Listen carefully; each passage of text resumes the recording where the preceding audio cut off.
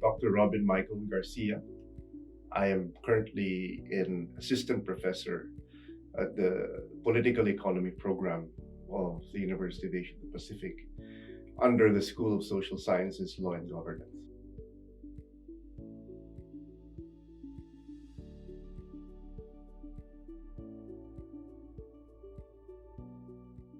This time, instead of change, 2022 was a continuity election.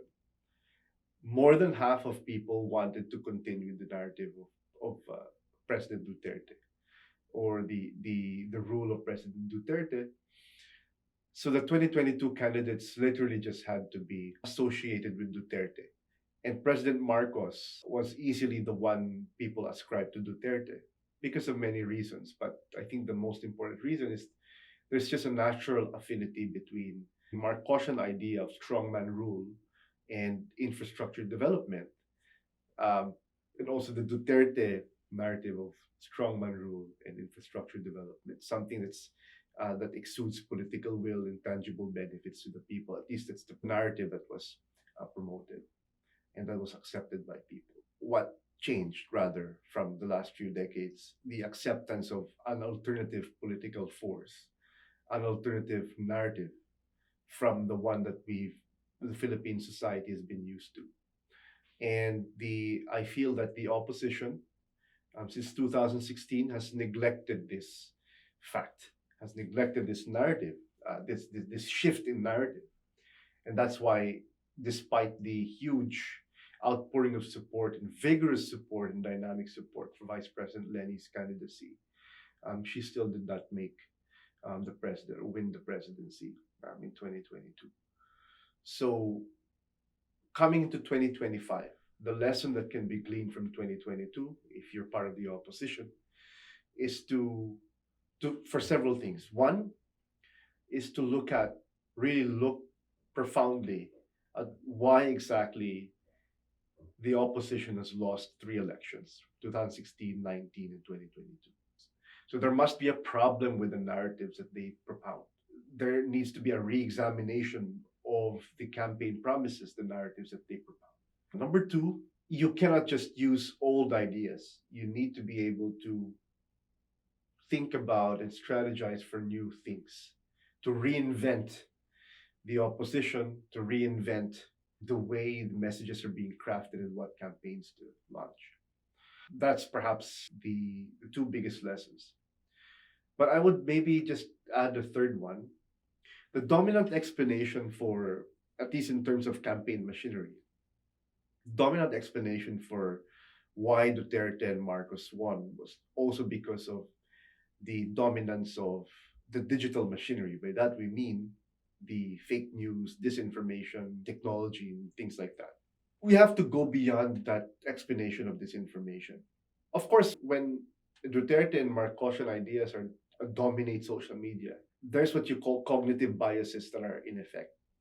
So in this case, you see the recency effect and the availability bias, meaning the people make decisions based on what they last saw and what they always see, and that's readily available to them. So people make decisions based on those cognitive biases. And if a certain group dominates the digital sphere, then it's easier for that group to sort of win. That's granted. That's why disinformation is an issue.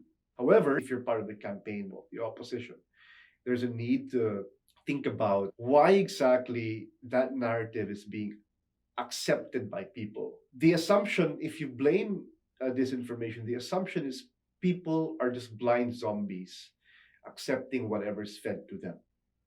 So you remove agency from people. But there really is a reason why the narrative of Dutertismo or Marcosian narratives are persuasive to them. There's that emotive and that very persuasive component to those messages. Now, the question is, why was that persuasive to the common Tao? And therefore, once you figure that out, why it was accepted by people, it also makes you examine why your ideas are not accepted by people. We cannot just blame disinformation. We also have to say that at some point, these are convincing narratives from people. from Duterte and from the Marcos camp. Maybe just from zooming out to the study of elections, the study of Philippine politics, the study of political science and political behavior. What I'd say is that these are all very interesting times.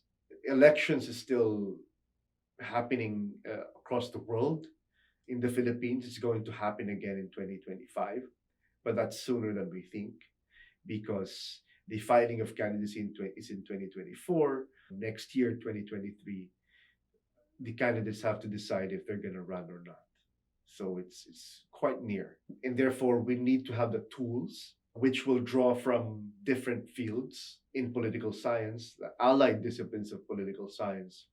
And there's a movement to import ideas from cognitive psychology, social psychology, the neuroscience of emotions, sociology, anthropology, and see how all these things may be able to inform the way we analyze elections, political behavior, and messages that candidates are able to come up with and use it as a campaign for their electoral battles.